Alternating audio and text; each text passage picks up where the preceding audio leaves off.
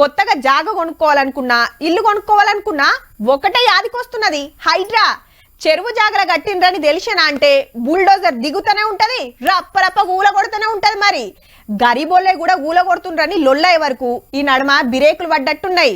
ఈ దెబ్బతోటి చెరువులకు దగ్గర ఇండ్లు కట్టినోళ్ళంతా ఎంత దూరంలో ఉన్నామని కొలుసుకుంటురట కూడా. గిసొంటి టైంలా ఇగో గీ వార్త. రంగనాథ్ గారి ఇల్లు సుత్త బఫర్ జోన్ లోనే ఉందట అనే ముచ్చట బుల్డోజర్ అంత రువ్వడుగా ఉరుకుతుండే వరకు హైదరాబాద్ లైన్లకు రావాల్సి వచ్చింది. హైదరాబాద్ మధురా నగర్ లా మా నాయన 44 ఏండ్ల కిందట ఇల్లు కట్టిండు, ఇప్పటి సుత అండ్లనే ఉంటున్నాం అని క్లారిటీ ఇచ్చిండు. ఇప్పుడున్న కృష్ణకాంత్ పార్కు వెనకట ఓ చెరువట, ఈడికెళ్లి కిలోమీటర్ దూరంలా సారోల బంగ్లా ఉన్నది. నడిమిట్లా 1000 ఇండ్లున్నాయి. ఎట్లా చూసుకున్నా మేం బఫర్ జోన్ లో లేం, రూల్స్ ప్రకారమే ఉన్నామనుకొచ్చిండు.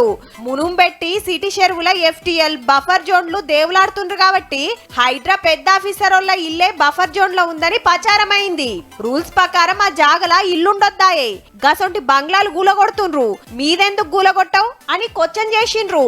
గందుకే అదంతా అబద్ధమని నక్షలు పబ్లిక్ లకు ఇచ్చిండన్నట్టు. అందరికి సుద్దులు చెప్పేటోళ్ళు మొదలు హద్దులు ఉండాలి కదా. మరి ఈడన్న చెరువు జాగల పార్కు కట్టిండ్రు గాని సిటీ అంతటా కొన్ని వందల షెర్లను అమ్ముకొని మంచి మంచి బంగ్లాలు కట్టిండ్రు పుణ్యాత్ములు.